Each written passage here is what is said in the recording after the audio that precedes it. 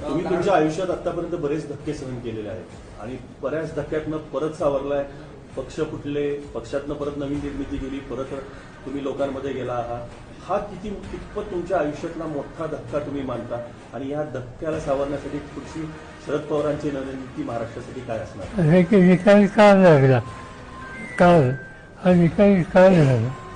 आज मी करत होते, हा निकाल सगळ्या लागल्यानंतर सुद्धा एखादा घरी वाचला असता. मी काही घरी वाचलं नाही.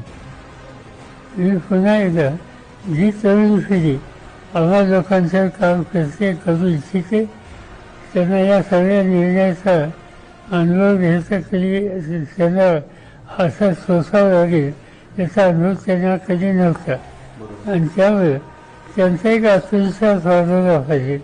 पुन्हा एकदा नव्या धोरणाही कर्तृत्वानं पिढी उभी केली पाहिजे याच्यासाठी लक्ष केंद्रित करणं हा माझा कार्यक्रम आहे.